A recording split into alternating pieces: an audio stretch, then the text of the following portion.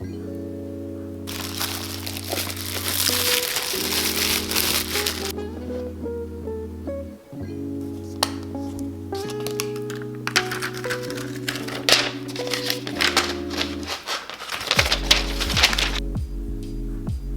not even really doing the color justice.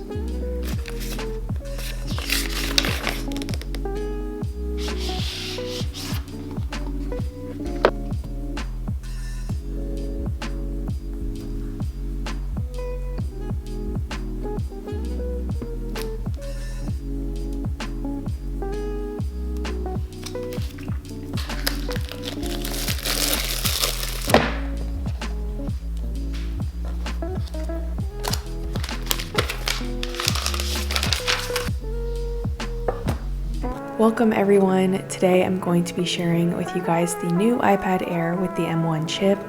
This iPad comes in 5 different colors, and I have the coral blue, which is their new blue that they just came out with.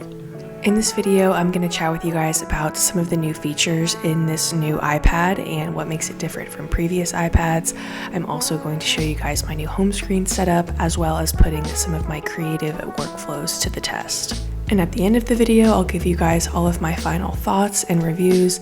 I've had some time to use it, and I definitely want to tell you guys what I think. My review and final thoughts of this iPad are completely based around my creative workflows and what I use the iPad for, which is drawing, graphic design, digital planning, digital note-taking. Basically, productivity and creativity is what I use my iPad for. So if you're looking for a super in-depth tech review of all of the specs, I am not your girl for that. You can go to iJustine or Marquez on YouTube, and they will definitely break this all down for you guys. So let's get into it. Starting the iPad setup process, I went ahead and put a cover on my Apple Pencil. I just like having a grip. This one's from Uppercase, but there are so many great ones on Amazon. Then I just went ahead and I organized all of the apps that come on the iPad, and I went ahead and downloaded all of my favorite apps. Then I picked my wallpaper, and all of these pastel gradients you see on the screen right now, I have them for free. Down below, I'll link them, and I'm obsessed with gradients right now. I have 2 videos now on how to set up your home screen. I have one where I walk you through all of the ways to do it, and then I have one where I show you 3 different aesthetics that you guys can choose from. But basically all I do is I just download a bunch of pictures from Pinterest and I make them all photo widgets, and that's kind of what I do to set up my home screen. And I just find photos that I feel like all go together, and I usually add in a calendar and a flip clock, which are apps that you can get on your iPad. I love having my iPad look a certain way, and I actually went back in and I changed this to be a bit more of a blue theme after the fact. But once I was done setting everything up, I was excited to get into the iPad and actually start testing out this M1 chip. So this M1 chip is just going to give you a much better and faster performance compared to the previous iPad Air. It is 60% faster performance according to Apple, and this is going to make all of your creative workflows, multitasking, and using different apps, everything like that, much smoother, much faster, and you're basically just working with a much more powerful device.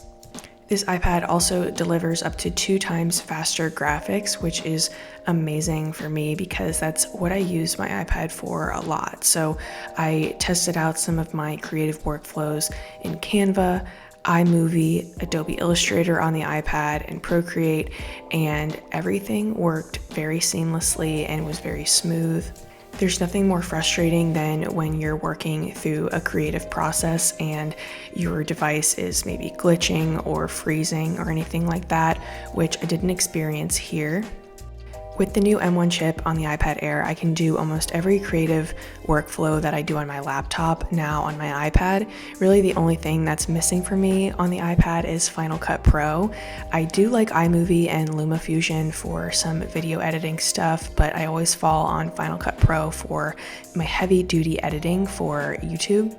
But getting to do everything that you do on a heavy-duty laptop right there on your iPad at the price of $5.99 is pretty crazy. And there are also things that I can do on this iPad that would be much harder to do on my MacBook. For example, Procreate, being able to draw and create graphics and video graphics and animations and things like this all on this tablet is amazing. And of course, I would be able to achieve similar things to this on my MacBook, but having that Apple Pencil there just really makes everything so easy, and it makes all of these creative workflows just so fast.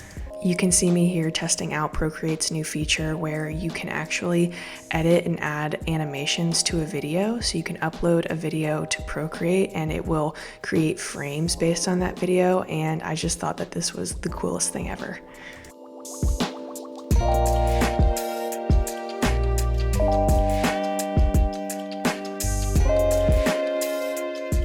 I was also really excited to put Adobe Illustrator to the test because I feel like this is one of the more hefty apps that I do have on my iPad, and I don't use it all of the time for that reason, just because I prefer to use it on my laptop.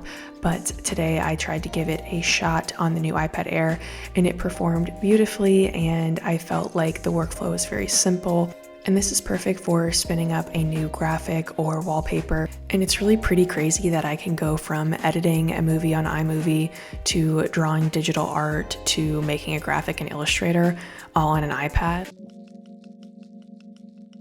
Some people asked if they should get this or the iPad Pro, and I mean, I'm not an expert by any means, and definitely do your own research, but what I would say is if you are kind of someone like me who's just like an everyday creator, maybe they're doing some things for hobbies and some things for work, and you're using apps, but you're not necessarily editing anything crazy, any high-res graphic or crazy edited video, then this would be perfect for you. I don't think everybody needs the Pro.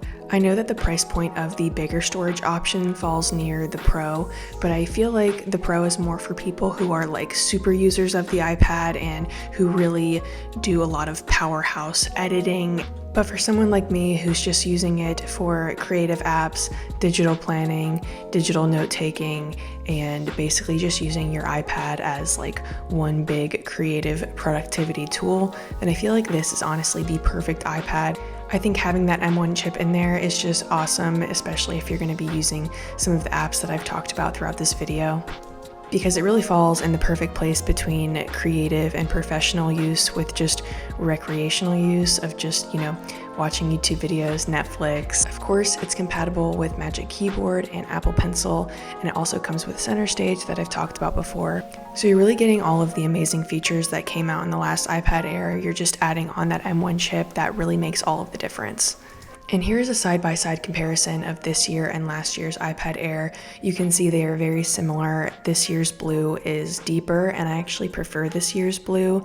You have the same Touch ID button at the top, and just from an overall looks perspective, they're very similar, but like I said, it's the M1 chip that really is going to make the difference here. If I didn't have an iPad and I were to get any, I would definitely get this new iPad Air. I think it's perfect for, like I said, people like me who use it for creativity apps, productivity apps, and entertainment, who don't necessarily need all of the functionality of the iPad Pro, but want something a little bit more than the base iPad. Overall, this is my new go-to device for all of my creative workflows, all of my digital planning and digital note-taking. And I'm sure I'll be sharing more about this with you guys as I continue to use it over on Instagram. Let me know what you guys think of the new iPad, and if you are thinking about getting it, or maybe you already have ordered it. I hope this video was helpful for you guys and gave you some more details around the new iPad.